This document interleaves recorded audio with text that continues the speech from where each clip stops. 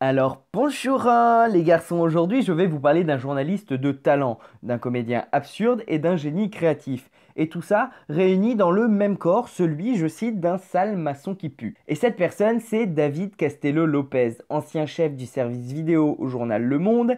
Il est désormais à la tête de deux pastilles hebdomadaires à la télévision. Son dada, le traitement de l'information froide qui se conserve donc dans le temps et de questions enfantines, voire cons. Oui, je sais, c'est un pléonasme comme par exemple, les plantes sont-elles stupides? Ou encore, bah, depuis quand ça existe les gens qui disent bonjour hein.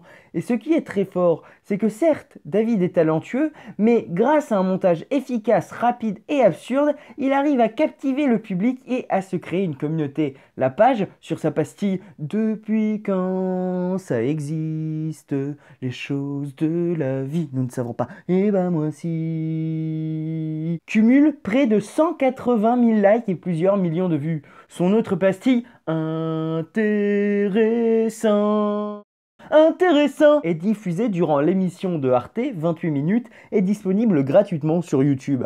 Il joue également un rôle de, je le cite, fils de pute dans l'émission Les Reporters du Dimanche, 13h50 sur Canal+ en clair. Mais bon, ça on en reviendra dans une prochaine chronique, dans laquelle il diffuse son Depuis quand. Mais alors, depuis quand ça existe depuis quand? Eh bien pour le savoir, il faut se renseigner sur David Castello-Lopez. Eh bien le problème quand on veut en savoir plus sur Depuis quand et David Castello-Lopez, c'est qu'il faut interviewer David Castello-Lopez. Du coup, pour les besoins de cette chronique, j'ai interviewé David Castello-Lopez. Et pour la réaliser, il fallait aller dans le nord de Paris, dans le 17e arrondissement. Mais comme aller dans le nord de Paris, c'est super cher et que moi, j'ai pas de thunes, bah, c'est le normal, t'es un chômeur, hein. Ferme ta gueule! Et que j'ai pas le numéro de Stéphanie pour débloquer du budget, j'ai interviewé David par téléphone. Ouais, je sais, c'est pas ouf. Mais comme l'interview elle dure super longtemps sa race, j'ai décidé de la publier sur ma chaîne la semaine prochaine. D'ici là, je vous propose un best-of de l'interview. Allez, hasta luego et belle journée.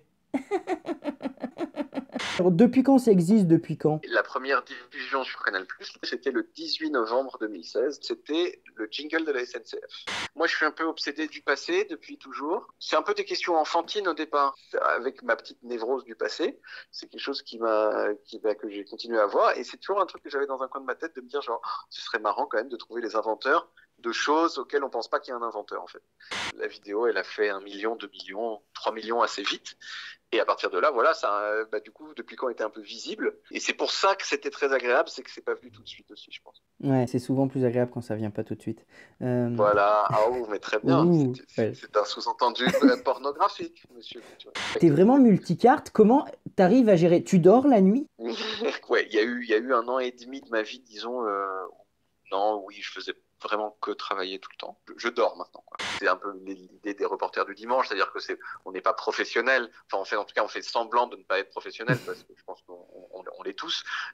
Et donc, c'est ça un peu les personnages qu'on joue dans l'affaire. Il y avait l'idée quand même qu'il y a un côté attachant à tout ça, parce qu'on n'est pas méchant, tu vois. On est un peu naze, mais franchement, on est sympa, quoi. Et sur la table, il y avait à la fois des surimi et du tabac. Et donc, j'en ai déroulé un. Après, je sais pas exactement, mais c'était vraiment un truc collégial, quoi. C'est genre, ah putain, on a eu, attends, mais attends, si on veut du tabac dedans, mais trop marrant. Et on a roulé le truc et on avait appelé ça le Suri Schmidt. Et après, moi, j'ai juste changé ce nom-là pour l'appeler Suri Spliff. Voilà. Et donc, c'est une blague qui a 20 ans, en fait. Non, mais attends, il est allé au Japon. Attends, il est allé voir le vrai créateur du surimi pour lui faire sa. Non. Je regarde, c'est quand même une des blagues les plus absurdes de l'histoire de Depuis quand c'est là. Parce que ils viennent m'emmerder. J'ai bien sûr plein de prises où ils m'emmerdent pas. Ouais. J'ai pris la prise où ils m'emmerdent et dans laquelle je dis ça ne sert à rien de le faire parce que c'est pas en direct, mais quand même c'est en différé et je choisis de le mettre et de me mettre dedans qui dit ça ne sert à rien de la faire. Donc je me contredis Oui. en le mettant. Ben voilà, c'est une sorte de vortex. J'aime bien cette blague. Des anecdotes de tournage.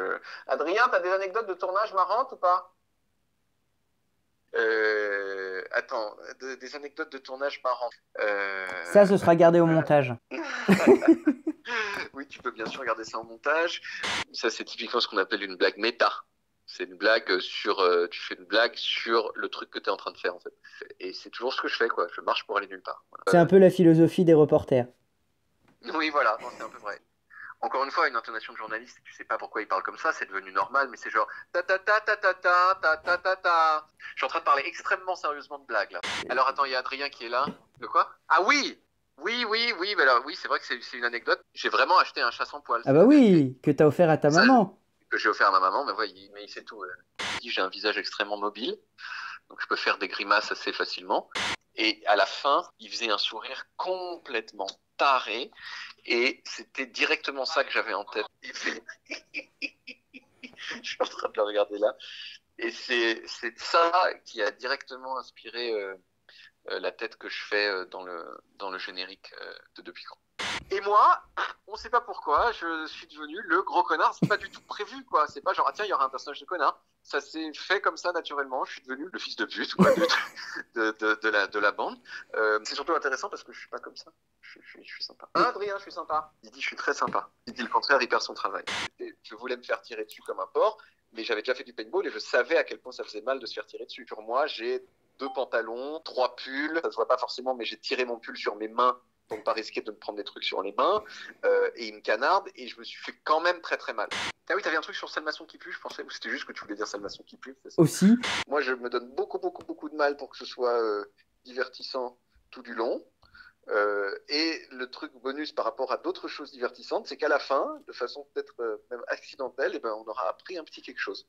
Pour cette année 2020, on me souhaitait de garder mes cheveux. Je pensais que j'allais être chauve très tôt dans ma vie, il se trouve que ça n'a pas été le cas.